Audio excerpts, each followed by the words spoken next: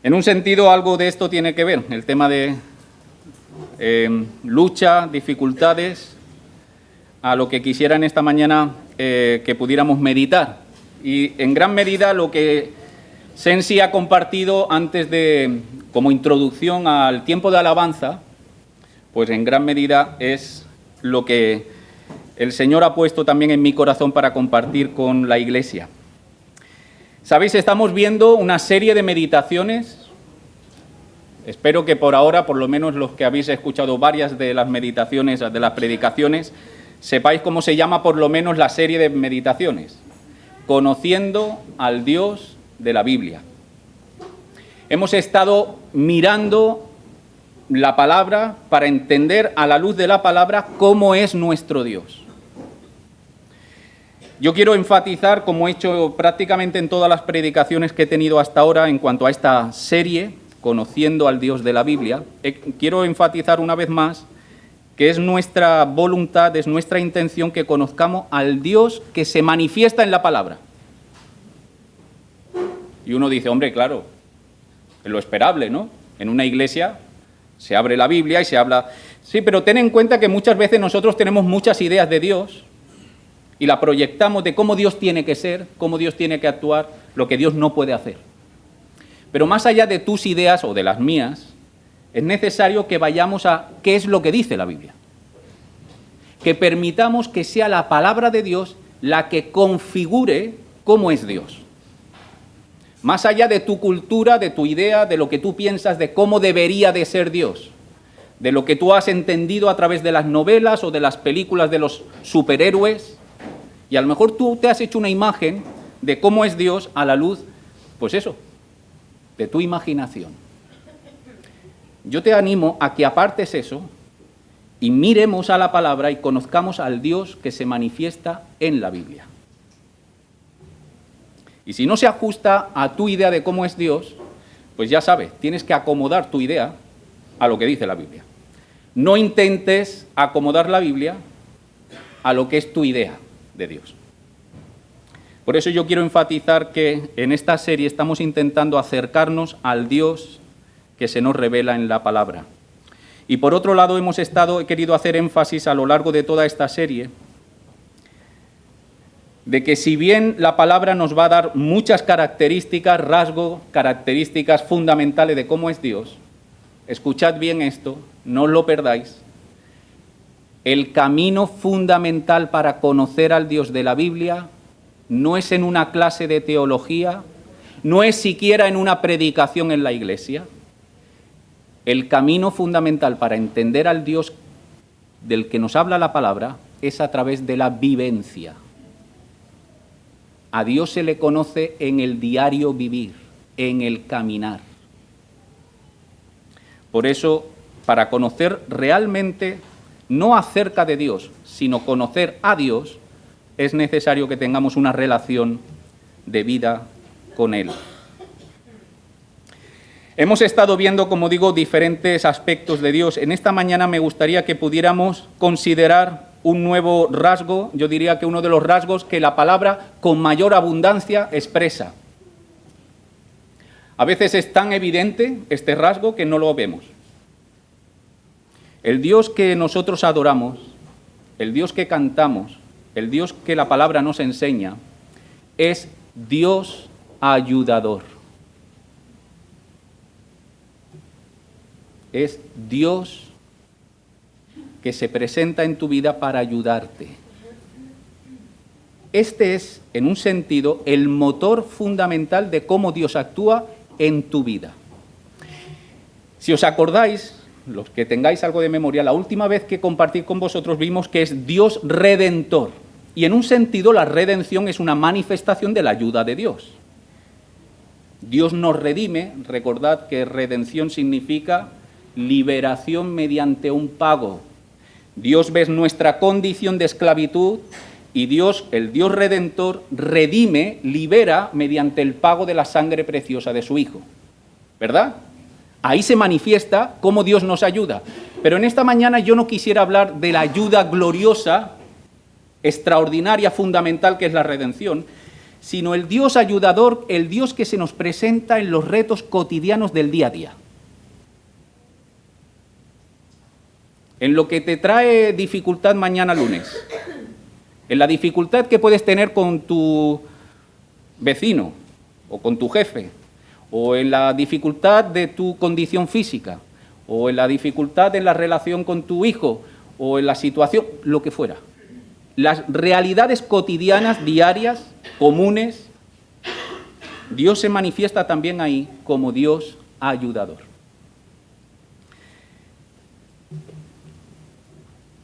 ¿Has recibido alguna vez ayuda en una situación de profunda desesperanza o de profunda impotencia?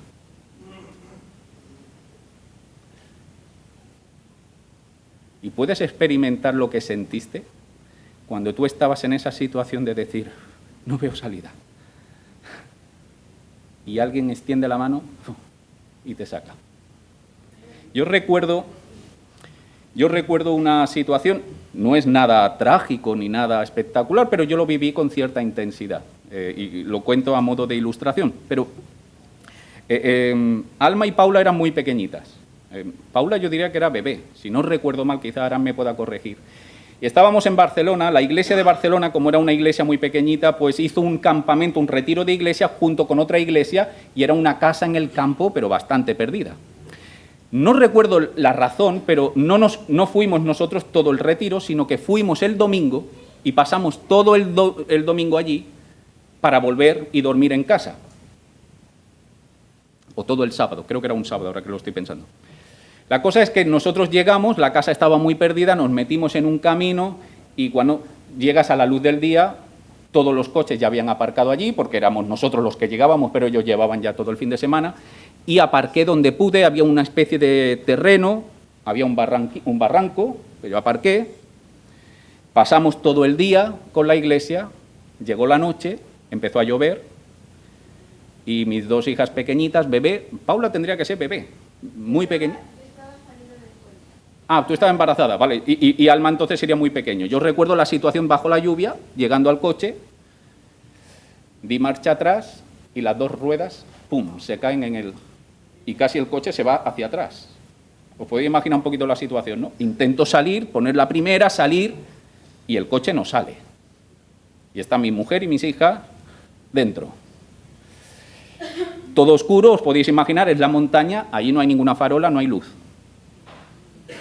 Por eso creo que metí la rueda donde lo metí. Así que me voy para la casa, pido ayuda a los hermanos que estaban allí, los hermanos salen, intentan ayudarme, pero no hay manera. El coche no sale, y de hecho está lloviendo y hay peligro. Y te ves totalmente impotente, ¿eh? Y ahí descubres que aunque los hermanos de la iglesia tuvieron muy buena voluntad, no tuvieron la capacidad ni la potencia de ayudarme. No era cuestión de voluntad, ellos salieron en medio de la lluvia para ayudarnos, pero no había auxilio. Dios hizo, milagrosamente, que en medio de esa montaña cruzase un coche que era de la Guardia Forestal, creo que era, que estaba dando una vuelta por allí para ver qué pasaba. Y tenía un gancho que me pudo sacar el coche. Yo esa experiencia, esa pequeña experiencia, no pasó nada, pero yo la tengo aquí. Es la sensación de no puedo, no tengo potencia, no tengo capacidad, y alguien con voluntad y con poder, con potencia, coge y te saca. Ahora, la Biblia está llena de metáfora de decirte que así es Dios. En un sentido, Dios tiene la voluntad y la capacidad. Tiene tanto el querer como el saber hacer. Y Dios va a ir acomodando su ayuda a la necesidad concreta, diaria, que tú tienes. Y esto creo que es algo que no podemos dejar de considerar. Dios nos va a traer refugio cuando tú necesitas, cuando tú estás en medio de la dificultad. Dios va a traer fortaleza cuando tú te sientes débil. Dice el Salmo 46, 1, Dios es nuestro amparo y fortaleza, nuestro pronto auxilio en las tribulaciones. Así que Dios trae ayuda acomodada a tu necesidad. ¿Qué necesitas? ¿Fortaleza o necesitas refugio? Él es tanto refugio como fortaleza. ¿Y cómo Dios a veces actúa en este sentido? Pues muchas veces Dios tiene 1000 recursos, pero muchas veces, Iglesia, escucha, el refugio, el amparo, la fortaleza viene a través de su pueblo. Y sé que esta iglesia es una iglesia que cuando hay hermanos, situaciones de dificultad, estamos listos a ayudar.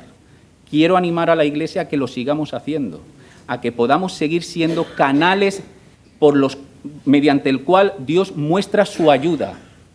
Si hay una familia que acaba de llegar a Jerez, es de ayuda ayudarles, Es de ayuda orientarles, decirle, mira, esta zona quizá no es muy buena, o quizá necesitas esto, ¿cómo están tus hijos? ¿Cómo se va a escolarizar?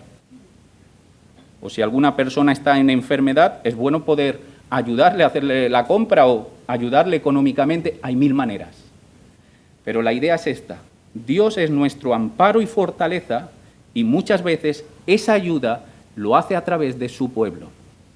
Es nuestra responsabilidad también entender esto. Muchas veces lo que necesitamos no es amparo o fortaleza, puede ser que necesitemos guía, discernimiento. Llegamos a un punto en la vida donde se nos plantea una encrucijada y, Señor, tiro por la derecha o tiro por la izquierda, tiro para allá o por el otro lado, no sé. Leemos en Proverbios que dice, porque Jehová da la sabiduría y de su boca viene el conocimiento y la inteligencia. Y en Proverbios 3, 5 y 6, texto muy conocido, fíate de Jehová de todo tu corazón, no te apoyes en tu propia prudencia, reconócelo, es decir, hazlo partícipe en todos tus caminos, hazlo partícipe. ¿Y sabéis lo que Él va a hacer? Él va a enderezar tus pasos, tu vereda. Reconócelo, claro, si no lo reconoce, por mucho que Él quiera ayudarte, si nosotros no paramos a ese coche que pasó de la Guardia Forestal, aunque tuviera la voluntad y la capacidad, no podríamos recibir de su ayuda. Y pienso que si de alguna manera la ayuda de fortaleza, de refugio, puede venir a través de la Iglesia, la ayuda que Dios provea para darnos sabiduría y discernimiento muchas veces viene a través de su palabra. ¿Os acordáis el Salmo 119? Lámpara es tu palabra a mis pies, lumbrera a mi camino. ¿Dios ayuda? Sí, Dios ayuda de toda la manera posible. Muchas veces lo que necesitas es conocimiento, y ahí está su palabra, como una lámpara, como una linterna. Donde había ignorancia, Dios trae luz. Otras veces podemos necesitar ayuda no de discernimiento, de sabiduría, sino porque estamos inundados de temor, de confusión y necesitamos aliento, esperanza. Dice el Salmo 34, 4 al 7, busqué a Jehová y Él me oyó y me libró de todos mis temores. Los que miraron a Él fueron alumbrados y sus rostros no fueron avergonzados. Este pobre clamó y le oyó Jehová y lo libró de todas sus angustias. El ángel de Jehová acampa alrededor de los que le temen y los defiende. Hebreos 13, 5 y 6 dice, sean vuestras costumbres sin avaricia, contentos con lo que tenéis ahora, porque Él dijo, no te desampararé ni te dejaré. De esta manera que podemos decir confiadamente, el Señor es mi ayudador. No temeré lo que me pueda hacer el hombre. No te desampararé ni te dejaré. Jehová es, el Señor es mi ayudador. Manifestación de Dios en su voluntad de ser ayudador. Pero en esta mañana, a pesar de esta visión amplia, yo quisiera animar a la Iglesia a que pudiéramos ver un solo versículo y pudiéramos centrar nuestra atención en esta mañana en esta idea amplia de que Dios es nuestro ayuda, nuestro socorro, nuestro pronto auxilio, pudiéramos centrar nuestra atención en quien, a mi parecer, es la persona protagonista de la ayuda para la Iglesia. Y es la persona del Espíritu. Si me acompañáis a Romanos 8, y vamos a leer solo el verso 26. De hecho, no vamos a leer el verso 26, solo vamos a leer la primera frase del verso 26. Romanos 8, 26 comienza de esta manera. Y de igual manera, el Espíritu nos ayuda en nuestra debilidad. Y acá acabo de decir la idea central de toda la predicación. Si esta tarde o mañana te preguntas de qué predicaron en la iglesia el domingo, aquí tienes el resumen.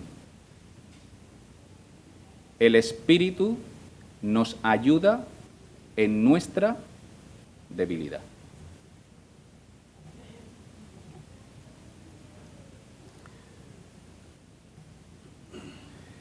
Yo no sé si de primera este versículo, no sé si te pasó a ti lo mismo que a mí, pero uno lo lee y casi pasa un poco de puntillas, ¿no? Pasa un poco por encima. Es un poquito más adelante la parte más conocida del capítulo 8. O incluso la parte anterior también puede ser, pero este casi es un versículo que en mi experiencia había pasado muy desapercibido. Sin embargo, cuanto más me paro a meditar en lo que Pablo está diciendo aquí, más extraordinario me parece. Lo voy a volver a leer. El Espíritu nos ayuda en nuestra debilidad. Pablo quiere que entendamos varias cosas y tenemos que entender que este verso 26 viene después de una larga argumentación que Pablo ha estado dando. Esto no es algo que a Pablo le sonó bien, lo voy a poner. Es una conclusión de algo que Pablo ya ha estado mencionando y trabajando previamente y ahora lo veremos. Pero lo primero que quisiera destacar es que Pablo quiere que entendamos quién es el que te ayuda. El Espíritu. El Espíritu es quien nos ayuda, el Espíritu nos ayuda en nuestra debilidad. Y esto no es casualidad. Mirad, permitidme que tome ahora unos minutos para situar lo que Pablo está diciendo aquí, ver un poco de dónde viene toda esta idea y podamos con Pablo darnos cuenta, quizá vosotros ya lo sabéis, yo no lo sabía y me ha parecido muy edificante para mí, la grandeza de lo que Pablo está compartiendo en este versículo, en esta frase. Mirad, voy a intentar no extenderme demasiado, voy a intentar ir a los puntos concretos, pero ¿sabéis? El capítulo 7 de Romanos, Pablo está enseñando algo. Pablo está enseñando que el ser humano, está hablando de su ejemplo, pero a través de su ejemplo está diciendo la condición humana. Está diciendo en el capítulo 7, la condición humana, a través de su ejemplo, está en un grave problema. Está en una profunda debilidad. ¿Por qué? Es el capítulo 7 donde escuchamos esa voz tan conocida. No hago el bien que quiero, sino el mal que no quiero. Eso es lo que acabo haciendo. Lo que está diciendo es una terrible debilidad, porque Pablo está reconociendo que la condición humana, aun queriendo hacer el bien, acaba no haciéndolo. ¿Por qué acaba no haciéndolo si lo quiere hacer? Porque encuentra una ley en su cuerpo que se revela. Y él está esclavo a su cuerpo. Y acaba el capítulo 7 con este grito, que es el grito tuyo y mío. Versículo 24 del capítulo 7 de Romanos. Miserable de mí. Miserable. ¿Quién me va a librar de esta condición profundamente débil? Y la respuesta viene en el capítulo 8. Ahora, el capítulo 8 es la respuesta de ayuda de Dios ante tu terrible situación de muerte. Miserable de mí, ¿quién me va a librar? Ahí se extiende la mano del Dios ayudador. Capítulo 8. Y Pablo va a comenzar en el capítulo 8 mostrando cómo Dios ayuda. Lo primero que nos va a decir, o algo que yo quisiera destacar, es que los versos, creo que esto ya lo he comentado anteriormente, pero creo que es bueno a veces enfatizar las ideas. El verso 3 y 4 del capítulo 8 nos muestra que la ayuda de Dios, la ayuda fundamental, que es la ayuda de la salvación, toda la persona de Dios, la Trinidad, está involucrada en esta ayuda. Veréis que en el verso 3 que dice, porque lo que era imposible para la ley, por cuanto era débil, ¿veis? La condición humana, miserable de mí, era imposible porque yo era débil. Esto es como cuando yo estaba en el coche y quería arrancarlo, pero no tenía fuerza. Yo era débil. Si yo hubiera podido, hubiera con mis manos sacado el coche, pero era débil. Me era imposible. Ahora Pablo está diciendo, mirad, Dios trae ayuda. Y lo que era para mí débil, imposible porque era débil por la carne, Dios, ¿qué Dios? Dios Padre. ¿Por qué? Porque ahora dice que Dios enviando a su Hijo, Dios Hijo, en semejanza de carne de pecado y a causa del pecado condenó al pecado en la carne, verso 4, para que la justicia de la ley se cumpliese en nosotros, que no andamos conforme a la carne, sino conforme al Espíritu. Dios Padre envía, Dios Hijo consuma, Dios Espíritu aplica las bendiciones de la ayuda de Dios. Lo vuelvo a decir, Dios es el que inicia, el que toma la iniciativa, Dios Padre. El Hijo es el que consuma, consumado es. Y ahora el Espíritu es el que coge toda esa bendición y nos lo aplica a nosotros en el día a día. Y por eso Pablo en el capítulo 8 se va a detener ¿en qué persona de la Trinidad? En el Espíritu. Y vemos que en el versículo 2 Pablo quiere que entendamos que el Espíritu, ese que es el que nos ayuda en nuestra debilidad, es el mismo que nos da libertad. Verso 2 del capítulo 8, porque la ley del Espíritu de vida en Cristo Jesús me ha librado de la ley del pecado. En el verso 11 vemos, por mencionar algunos, en el verso 11 vemos que el Espíritu es el que mora en nosotros y nos vivifica. El Espíritu de aquel que levantó de los muertos a Jesús mora en nosotros, el que levantó de los muertos a Cristo Jesús vivificará también vuestros cuerpos mortales por su Espíritu que mora en vosotros. Mora, vivifica. Por eso es el canal principal por el que Dios te ayuda, porque entre otras cosas el Espíritu mora en nosotros. En el versículo 14 el Espíritu es el que nos guía. No solamente nos libera, no solamente mora, sino que también nos guía. Porque todos los que son guiados por el Espíritu de Dios, estos son hijos de Dios. Y en el 14 y en el 15 y 16, el Espíritu es el que nos aplica una nueva relación con Dios, llevándonos a una relación como hijos adoptados y por lo tanto una nueva identidad. Dice el verso 15 y 16, porque no habéis recibido el espíritu de esclavitud para estar otra vez en temor, sino que habéis recibido el espíritu de adopción por el cual clamamos, Abba, Padre. El Espíritu mismo da testimonio a nuestro espíritu de que somos hijos de Dios. ¿Quién da testimonio? ¿Quién lo aplica? ¿Quién te dice en lo profundo de tu corazón, eres hijo de Dios? Es el Espíritu. Así que Pablo ha estado expresando nuestra condición, necesitamos ayuda, miserable de mí, y ha estado expresando la ayuda de Dios, y especialmente se ha centrado en la persona del Espíritu. Y quiere que entendamos que aquel que está para ayudarnos es nada menos que Dios en su potencia. Y por eso se ha deleitado en marcarnos todo lo que hace el Espíritu. Pero permitirme que me detenga en algo. Porque Pablo no solamente nos está diciendo quién es el que nos ayuda. Pablo, sobre todo y ante todo, quiere que entendamos cómo nos ayuda.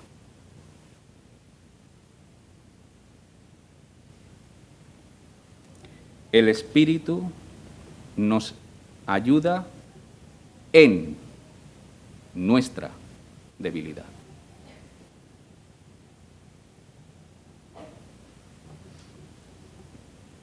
¿Qué está diciendo Pablo? ¿Qué está queriendo que nosotros veamos? Pablo no solamente nos está diciendo, Iglesia Emmanuel, acordaos que Dios ayuda. Y por cierto, en este tiempo de la Iglesia ayuda especialmente a través de su Espíritu que mora en vosotros, que os guía, que os da esa nueva identidad. No solo está diciendo eso, está diciendo cómo el Espíritu te puede ayudar. Y te dice que te ayuda en tu debilidad. La preposición en no solamente quiere decir durante tu dificultad o debilidad, sino quiere decir a través de tu debilidad.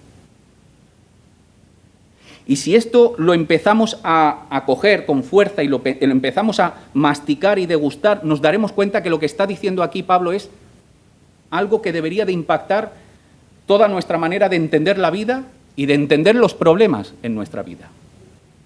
El Espíritu nos ayuda a través de tu debilidad. Mirad que esto de alguna manera ya lo dice, ya lo recoge el verso 26 en sí, porque comienza el verso 26 con las palabras y de igual manera, ¿verdad? Y uno dice, ¿igual manera de qué? Y aquí vemos que Pablo, perdonadme, yo sé que estoy siendo un poco denso, pero seguir el razonamiento, porque Pablo es así. Pablo no suelta una palabra por soltar. Cuando dice de igual manera es porque nos está llamando a que pensemos lo que ya ha venido diciendo antes. Y ahora dice, de igual manera, el Espíritu nos ayuda en nuestra debilidad. ¿Cuál es esa manera? Hay dos ideas que Pablo está aquí refiriéndose. Hay un contexto inmediato, versos 24 y 25, y un contexto un poquito más amplio a partir del verso 18. ¿Qué dice el verso 24 y 25? De lo que Pablo va a decir igual manera. Dice esto. Pablo vuelve al tema de la salvación como la gran ayuda de Dios. No os perdáis, seguidme. Pablo dice, la gran ayuda es la salvación. Pero en lugar de presentar la salvación en el verso 24 en todo lo que tenemos, Pablo nos va a presentar en el verso 24 la salvación en todo lo que no tenemos. ¿Por qué? Porque Pablo quiere destacar una idea, hermanos, escuchar esto. Porque en esperanza fuimos salvos. Y Pablo dice, un momento, si Juan ha sido salvo en esperanza, quiere decir que Juan no tiene la salvación plena. Porque si alguien tiene la salvación plena, ¿a qué esperarlo? ¿Sí o no? Yo estoy esperando cobrar a fin de mes. Cuando cobro, ya no estoy esperando. Yo estoy esperando las vacaciones de Semana Santa. Cuando estoy en medio de las vacaciones de Semana Santa, ¿a qué esperarlo? Y Pablo dice, si fuimos salvos en esperanza, Iglesia, acuérdate, es que hay una parte de la salvación, hay otra que ya la tenemos, completa y segura, pero hay una dimensión de la salvación que estamos en espera. Juan está esperando. ¿Por qué? Porque todavía no lo tiene. Lo cual quiere decir que en esa sala de espera, Juan y yo y tú estamos en debilidad todavía. Tú y yo somos salvos, pero todavía vamos arrastrando las dificultades de nuestras pasiones, de nuestro corazón, de nuestro cuerpo caído. ¿Sí o no? Es así, ¿verdad? Eso es lo que está diciendo Pablo. Porque estamos esperando. Estamos todavía esperando. Pero fijaros cómo dice el verso 25. Pero si esperamos lo que no vemos, con paciencia lo aguardamos. ¿Qué está diciendo Pablo? Está diciendo, mirad, aún esta parte de la vida donde tú y yo estamos todavía arrastrando la vieja naturaleza y todas sus consecuencias de enfermedad, de egoísmo, de maldad, de tantas cosas que vivimos, y todavía estamos en la sala de espera, esperando, aguardando, Dios utiliza ese tiempo de espera para dar fruto a algo. ¿Qué? Paciencia. De igual manera, el Espíritu nos ayuda en nuestra debilidad. ¿Me estoy haciendo entender o no? Hay una realidad de que tú y yo seguimos viendo que si tengo un mal carácter, me he hecho cristiano, acepto el señorío de Cristo, soy salvo, pero mi mal carácter sigue estando conmigo y a veces salto. Y a lo mejor tengo ese brote de ira. Y otra vez me noto que el viejo hombre sigue estando ahí, sigue dando zarpazos. Y Pablo dice, sí, pero el Espíritu ahí está trabajando contigo. ¿Estás esperando? Dios está trabajando la paciencia. Ahora, vámonos un poquito más atrás. Verso 18 en adelante, porque es el mismo argumento. Pablo ha estado diciendo en los primeros 17 versículos la grandeza de la salvación. Lo hemos estado viendo cuando he hecho referencia al Espíritu. Hijos de Dios, vive con nosotros, mora en nosotros, nos vivifica. El Espíritu es glorioso, la ley de la libertad. Pero en el verso 18 va a cambiar la marcha, Pablo. ¿Y sabéis de qué va a hablar? No de lo glorioso de la salvación, sino, verso 18, pues tengo por cierto que las aflicciones del tiempo presente. Así que de la gloria de la salvación, Pablo de repente dice, sí, pero en el tiempo presente nosotros no vivimos como hijos de Dios y herederos con Jesucristo, sino que vivimos en la aflicción del tiempo presente. Así que Pablo mira hacia arriba, pero no se olvida de la realidad cotidiana tuya y mía. Tú y yo estamos viviendo en esa doble realidad.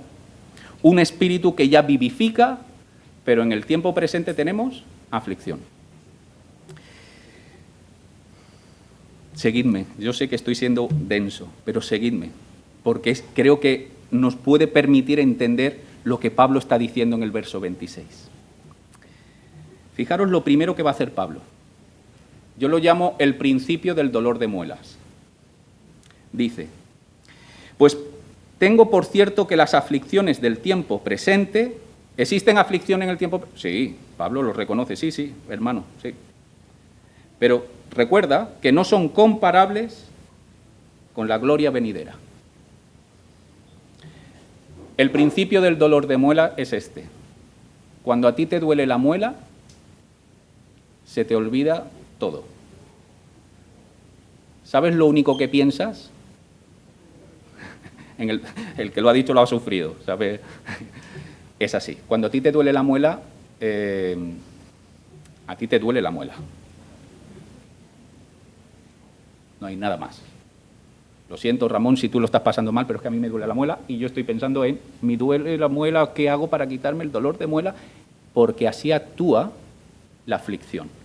La aflicción nos encapsula, nos hace mirarnos a nosotros, nos hace tener las luces cortas y hay que ver lo que me pasa con mi hijo, o hay que ver que no llego a fin de mes, o hay que ver esta enfermedad que tengo y entramos en bucle y Pablo dice, mira, levanta la vista. No está menospreciando tu dolor, no está diciendo tu dolor no es nada, lo que está diciendo es, sí, tu dolor es muy intenso, porque un dolor de muela puede ser muy intenso, pero levanta la vista y mira la gloria venidera. Porque ¿sabes qué? Que si yo estoy corriendo un maratón y empiezan a tener calambres mis piernas y me empiezo a encontrar mal y fatigado y me olvido de que hay una meta con un galardón, ¿qué voy a hacer?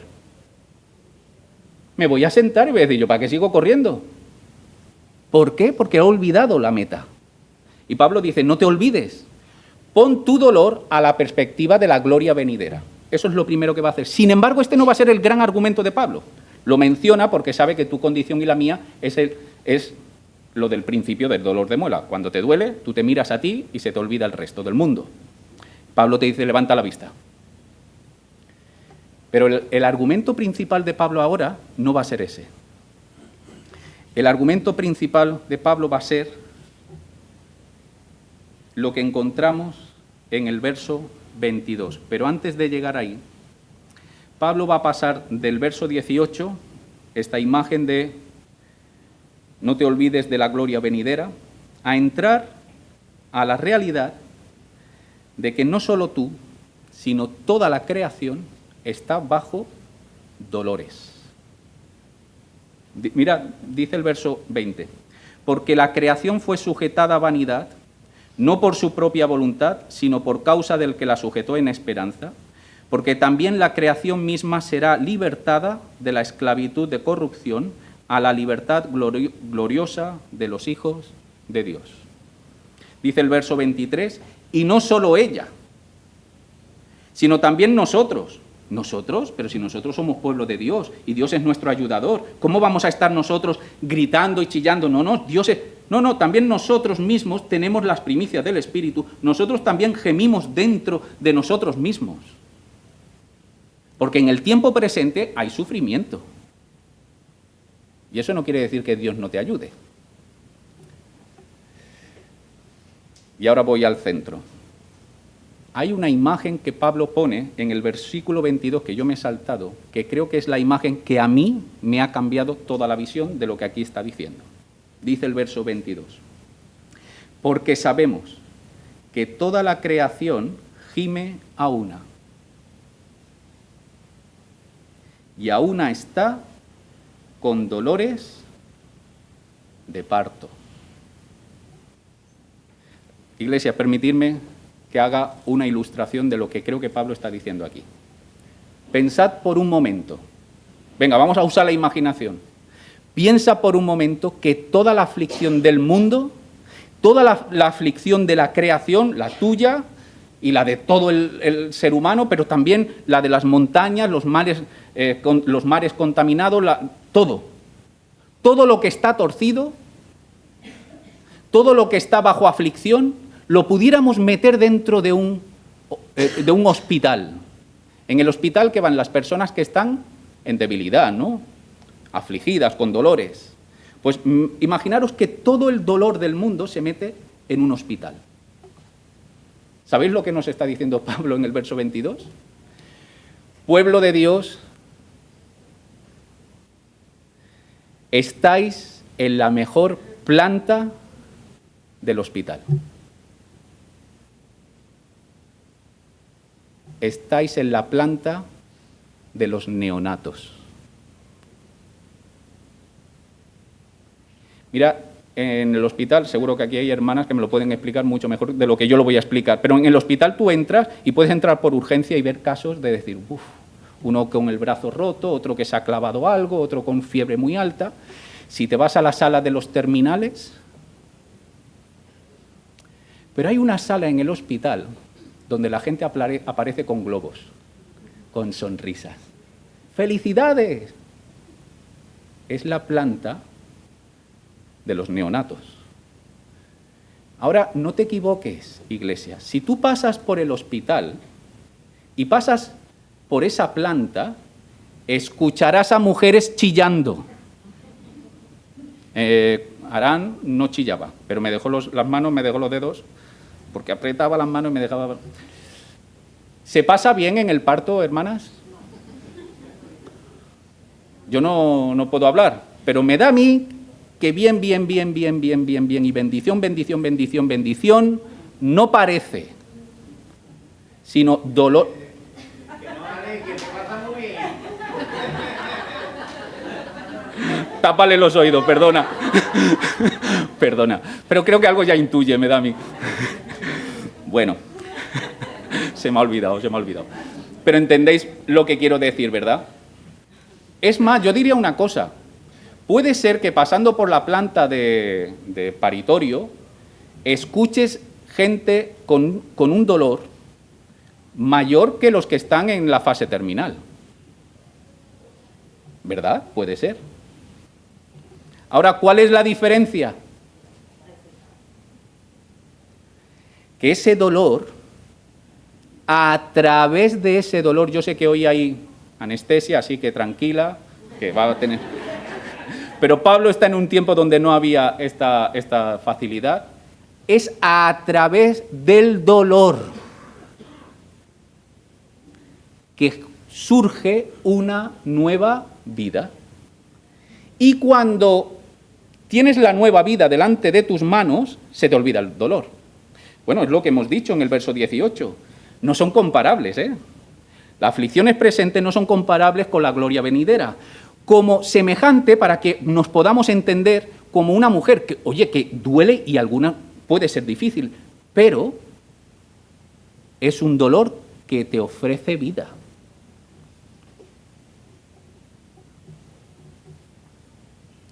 Te ofrece vida.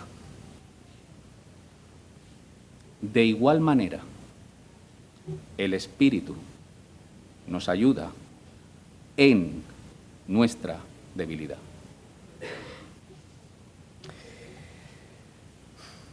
Mirad, el verso 26 también nos muestra, no solamente si nos vamos a lo anterior, sino si seguimos un poquito más adelante, entendemos que Pablo sigue con la misma idea. Quiere que entendamos cómo el Espíritu te ayuda.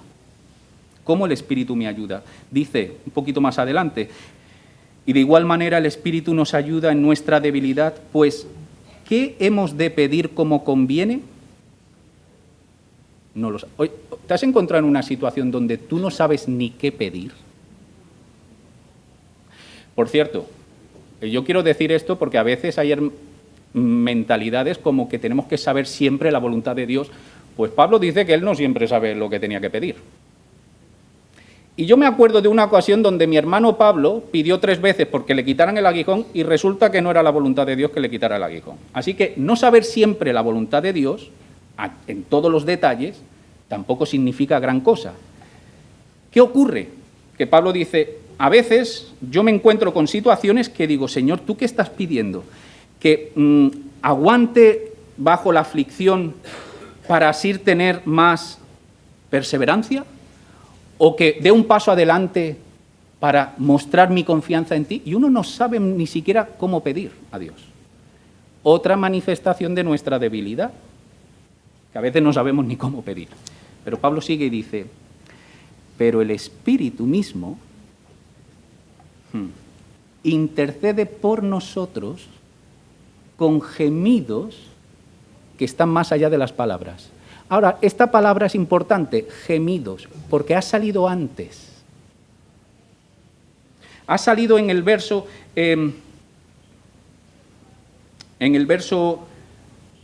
21, porque también la creación misma será libertada de la esclavitud. No, perdón, el verso 20, porque la creación fue sujetada a vanidad.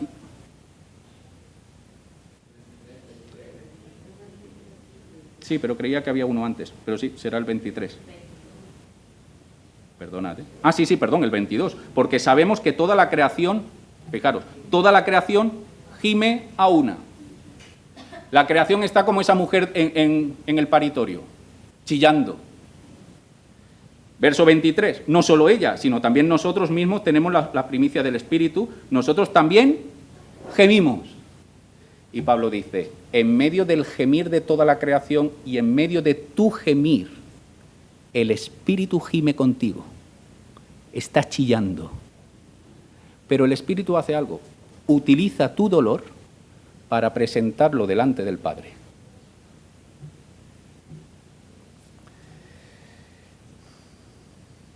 Yo no sé si soy capaz de transmitir lo que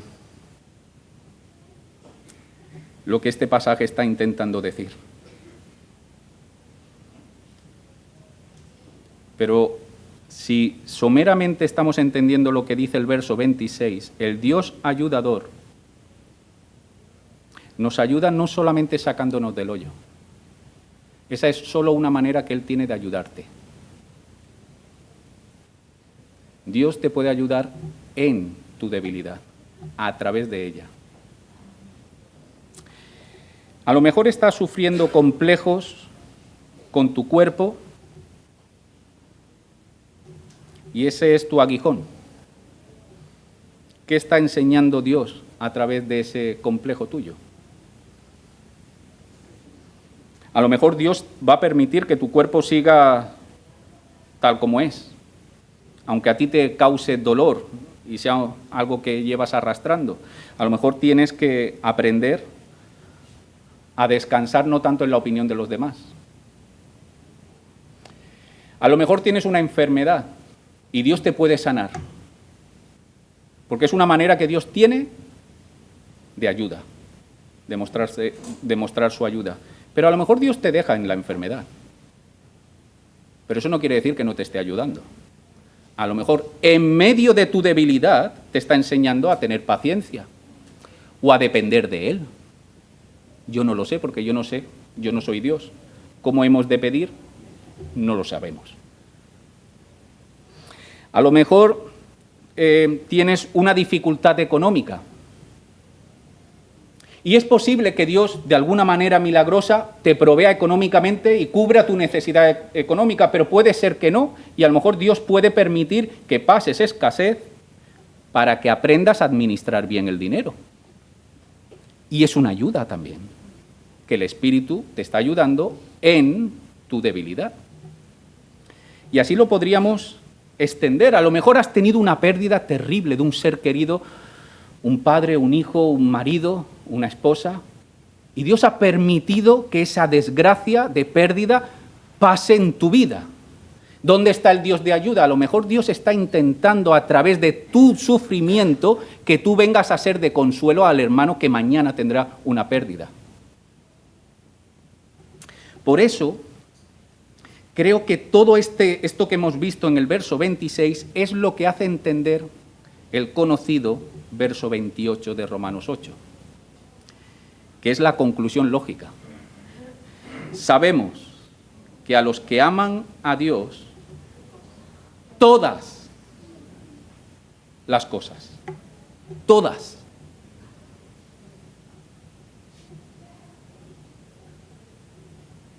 las cosas encaminan, ayudan, te benefician para bien. Y esto lo cambia todo. Porque, hermanos, si tú crees esto, entonces tu visión de tus luchas y de tus aflicciones van a cambiar. No voy a decir que no te van a doler o no me van a doler como la mujer que está dando a luz, le duele, perdona, pero le duele. Pero sabemos que Dios está utilizando eso para dar a luz una bendición. Ahora la pregunta es, ¿eres tú consciente? ¿Tienes tú la visión de Pablo de que el Espíritu nos ayuda en nuestras debilidades? Mira tu aflicción, mira tu dificultad, la de hoy, y piensa, ¿qué fruto de vida quiere Dios traer en medio de mi aflicción? Y entonces estaremos pensando como Pablo. Ora para que Dios quite ese problema. Y puede hacerlo, y lo hace muchas veces. Pero hay muchas veces donde Dios no lo quita. Pero Dios sigue ayudando. Así que pregúntate, ¿qué está trayendo Dios a luz en medio de mis dolores de parto? Termino precisamente con este texto. Dice 2 de Corintios, capítulo 12, versos 7 al 10, un texto que yo reconozco que yo lo leía, sonaba muy bien, pero entenderlo en profundidad creo que no, y ahora creo que lo entiendo algo mejor. Dice 2 de Corintios 12, verso 7, y para que la grandeza de las revelaciones no me exaltase desmedidamente, este es Pablo hablando, le ha sido dada una revelación. Pablo tenía mucho conocimiento de cómo Dios actuaba, pero dice, cuidado porque esta bendición también puede traer que yo me crezca. Y dice, para la grandeza de las revelaciones no me exalte desmedidamente, me fue dado un aguijón en mi carne, un mensajero de Satanás. De Satanás. ¿Y qué hacía? Que le daba. Que me abofeté para que no me enaltezca sobremanera. Debilidad y ayuda. Pero sigue. Respecto a lo cual, 3 veces he rogado al Señor que lo quite de mí. Quítame el aguijón, quítame este problema, quítame este jefe, quítame esta enfermedad, quítamelo, quítamelo, porque no estaba viendo lo que estaba haciendo Dios. Y me ha dicho, bástate mi gracia, porque mi poder, en forma de ayuda, se perfecciona en la debilidad. Por tanto, de buena gana me gloriaré más bien en mis debilidades. Porque para que repose sobre mí el poder de Cristo. Por lo cual, por amor a Cristo, me gozo en las debilidades, en afrentas, en necesidades, en persecuciones. Sigue tú ahí y completa la lista. ¿Por qué? Porque cuando soy débil, entonces soy fuerte. Que el Señor nos ayude a ver esta verdad gloriosa, de que el Espíritu nos ayuda en nuestra debilidad. Que así sea.